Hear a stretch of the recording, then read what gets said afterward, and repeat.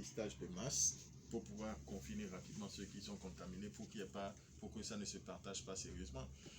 Ici, je ne sais pas je ne suis pas sûr qu'ils aient suffisamment de kits de dépistage, parce que s'ils avaient les kits, on pourrait faire le dépistage systématique pour tous ceux qui ont des petits symptômes. Mais ça aussi, ils se disent, est-ce que ça vaut le coup de gaspiller les kits? Est-ce qu'on ne va pas plutôt dépister ceux qui présentent des signes, ceux qui ont des doutes? Parce que l'idéal, si par exemple les tests étaient suffisants, vous et moi, on serait allés tranquillement faire les tests. Oui, pour travailler en sécurité. Pour savoir si on est contaminé ou pas, si on développe des symptômes, si on n'a pas de législation. On peut toujours se faire dépister pour être sûr qu'on l'a ou qu'on ne l'a pas. Si on l'a, rapidement, on se met sous traitement. Parce que si vous n'avez pas encore des symptômes plus graves, c'est facile à traiter que si vous avez des symptômes plus graves. Maintenant, est-ce que les kits de dépistage existent sérieusement? Quand je vois tout ce qui se passe à Cotonou, quand je lis tout ce qui se passe au niveau de certains hôpitaux où des gens se plaignent qui sont en ligne, n'ont pas été pris en charge, tout ce qui circule sur les réseaux sociaux. Oui, même en Europe, c'est compliqué. Non, je pense les kits manquent. L'accent doit être mis sur cet aspect. C'est vrai que la Chine nous a fait don il y a de cela quelques jours de quelques kits. Bon, comment ça va être de la maladie? Après d'avoir fait don au monde de la maladie. Mais au-delà de ce don, je pense que le gouvernement doit mettre les moyens.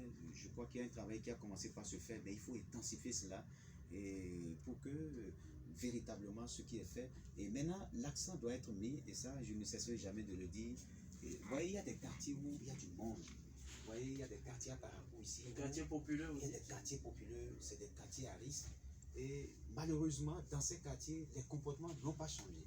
Et c'est ça que, moi, je ne sais pas. À ce niveau, il va falloir que les autorités municipales fassent un travail où c'est là où je dis il faut véritablement agir. La répression doit passer également par là. On ne peut pas comprendre que, je dis derrière moi, les gens sont en train de faire la fête, par exemple. On a installé des bâches, il y a les populations sont venues. Oui, c'est dans quel personne quartier? n'a peur. C'est dans quel quartier? À Bélier. Dénoncer. Personne n'a peur. Donc je dis, mais ça pose un problème. Et donc, je dis, la police doit faire le tour des quartiers pour faire en sorte que ces mouvements de foule que nous constatons, où les gens n'ont pas pris conscience, il faut agir à ce niveau. C'est la première des choses pour que nous puissions. Parce que tous ceux-là qui se réunissent de cette façon, c'est interdit. Oui, mais Raoul, à votre place, j'allais dénoncer cette oui, je l'ai fait la première. Bon, moi j'ai fait ce que j'ai pu. J'en ai parlé au chef du quartier, mais bon. Est-ce qu'il va prendre des dispositions? Je ne sais pas. Prochainement, il faut signaler tous ces cas et dénoncer à la police rapidement pour que. Parce que ces gens constituent un gros danger pour tout l'entourage. La question qu'on se pose, c'est de savoir si. Je me pose la question de savoir si ces personnes prennent conscience du danger et qu'elles courent en se réunissant à un moment où nous sommes en guerre, nous allons en guerre contre. De façon simple, ce n'est pas que si votre frère a le virus, il ne peut pas vous transmettre cela. Même si c'est votre papa, il peut vous transmettre. De toutes les façons, j'observe qu'on continue de vivre comme si on n'est pas en guerre contre cette maladie-là. Et c'est là où ça me fait un peu peur pour dire à Parakou, c'est répression, plus sensibilisation. On doit passer à la vitesse. Pour que les populations prennent véritablement conscience de la maladie. Et je me dis finalement, c'est parce que peut-être on n'a pas encore un mort, ce que nous ne souhaitons pas, que les gens se comportent comme ça. On n'a pas encore pris conscience. Et ça pose un problème. Alors, Rodrigue, qu'est-ce que ça coûte de rester à la maison tranquillement si on n'a vraiment rien d'important à faire en ville? Ça coûte de l'argent. C'est vrai. L'économie mondiale a un genou à terre. L'économie mondiale a un genou à terre, je vais dire un genou et demi à terre, parce que le deuxième genou est déjà presque à terre. Aujourd'hui, hier, non, ce matin, très tôt, j'ai regardé les cours du pétrole, on est à 21 $, alors qu'il y a un mois et demi, on était à 70 $. Et j'espère bien que le gouvernement, le mois prochain, va répercuter cela à la pompe pour qu'on ait au moins l'essence à 300 francs à la pompe. Ça me fera vachement plaisir. Parce que pour l'instant, on est à 505. Mais où aller avec cette essence? L'économie est à terre. Parce que ça, on ne s'intéresse pas trop à ça, mais ça a un impact économique sérieux sur les hôtels. Vous prenez la partie septentrionale, il n'y a plus de missions, il n'y a plus de séminaires. Tout est bloqué à cause du coronavirus, les hôtels souffrent. Vous avez des secteurs d'activité qui souffrent, qui n'arrivent pas à s'en sortir. Et je suis sûr qu'il y a plein de secteurs où il y aura, en Europe ou dans les autres pays, dans les pays occidentaux, déjà il y a pas mal de chômage partiel, chômage technique par la suite. On met le personnel en chômage pour ne pas payer aux États-Unis. J'ai parlé hier avec un ami qui est à New York. Hier, ça fait 3 semaines qu'il est à la maison, il n'y a plus d'activité, donc ils sont au chômage, ils n'ont pas de salaire, quoique là-bas on les paie par jour, par semaine. Il n'a pas de salaire depuis 3 semaines. Il me disait même qu'il toussait bizarrement. Là, je lui ai dit, bah écoute, tu vas faire le test. Il m'a dit oui, il va le faire. Je vais l'appeler tout à l'heure pour savoir s'il est allé faire le test de dépistage, pour savoir s'il n'a pas contracté cela.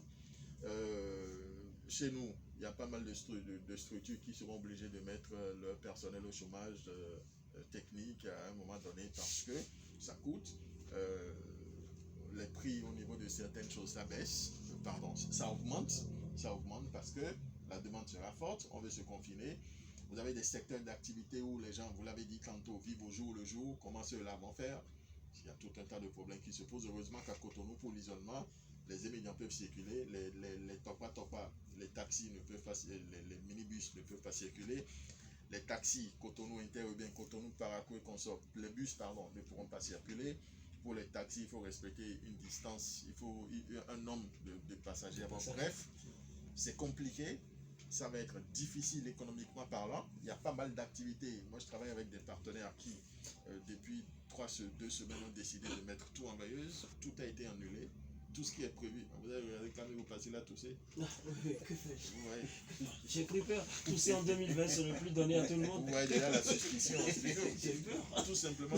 Et encore qu'il s'est retenu, il s'est rappelé peut-être que ça va être un peu. Il s'est retenu. C'est à la tête. Vous avez tourné, et cette image aurait été très intéressante. Vous avez tourné la tête rapidement pour le regarder. J'ai remarqué. Donc, vous avez peur que Cameroun ne soit un coronavirusé potentiel. Bon, bref.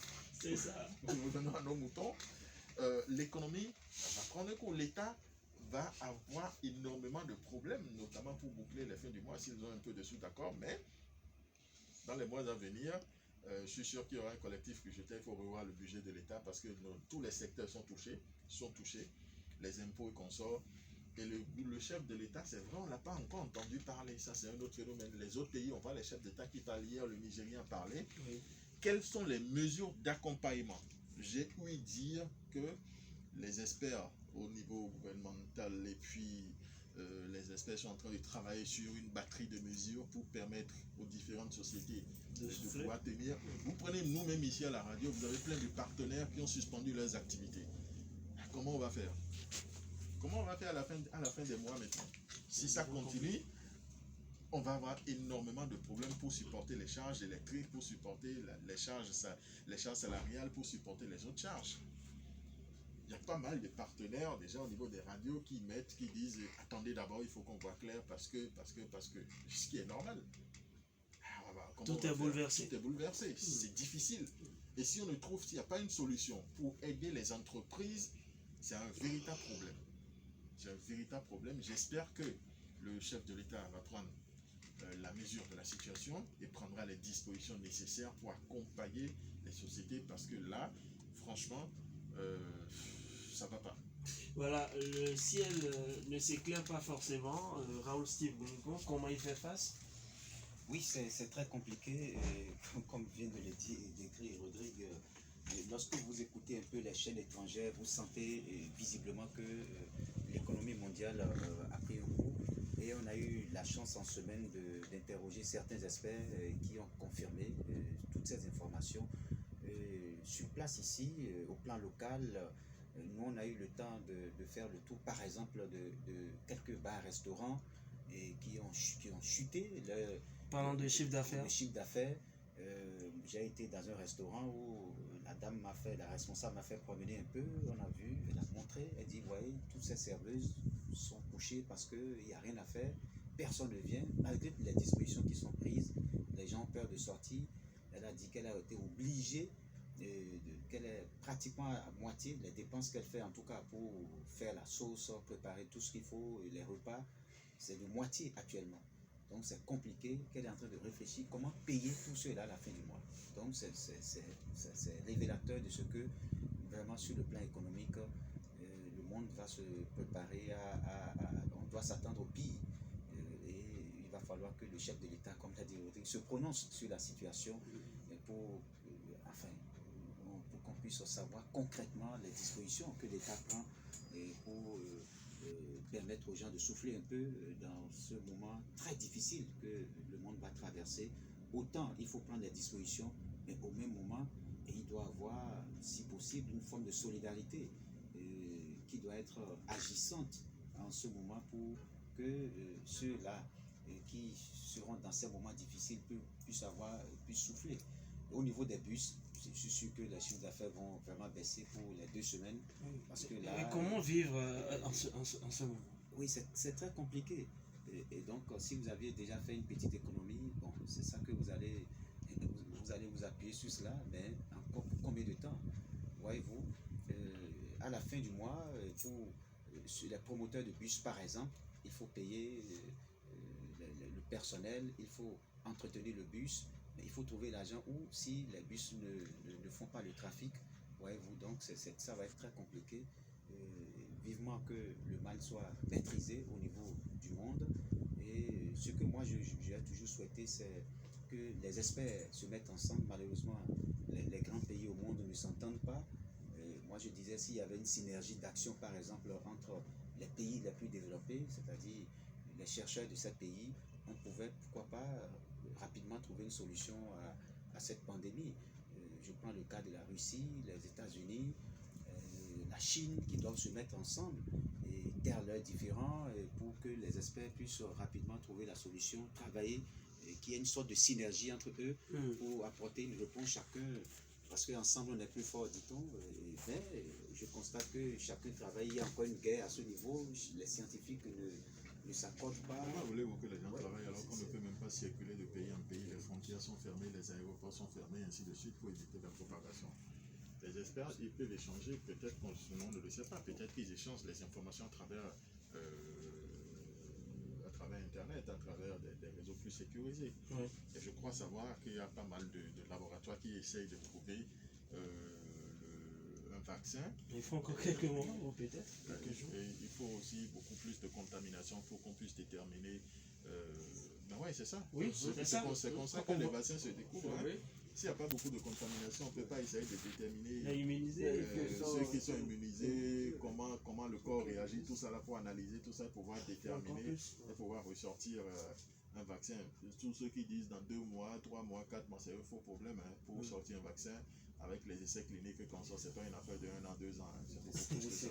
Alors, vous avez le bonjour de Mikalou depuis la France et qui nous suit actuellement. Il dit que même la propagation rapide en France est due à l'incivisme.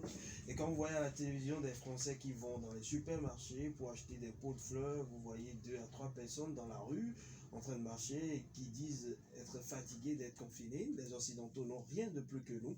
Il suffit qu'on soit discipliné, on y arrivera. Seuls les malades de la pandémie peuvent utiliser l'hydroxychloroquine. En plus de cela, il y a des produits associés pour faciliter la respiration. Ensuite, il dit, ici même, les étudiants étrangers sont au chômage puisqu'on travaille. Il lui inclut en intérim pour payer nos études, les loyers et supporter le quotidien. En plus, nous sommes rémunérés à l'heure. Oui. Donc, les étudiants en France ont droit à 20 heures de travail par semaine.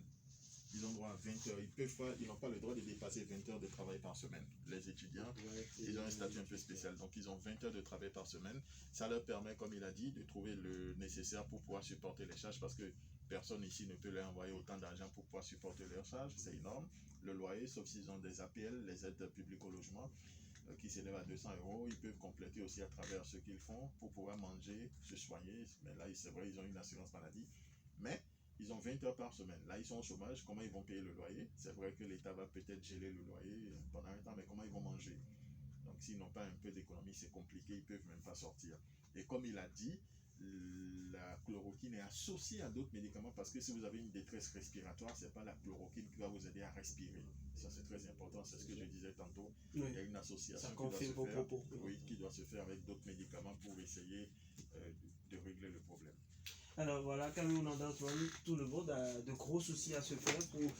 C'est l'instant d'économiser, c'est l'instant de faire le ravitaillement, c'est l'instant d'être vraiment prévoyant par rapport aux jours sombres qui s'annoncent parce qu'on ne peut pas se dire que c'est des jours heureux qui sont devant.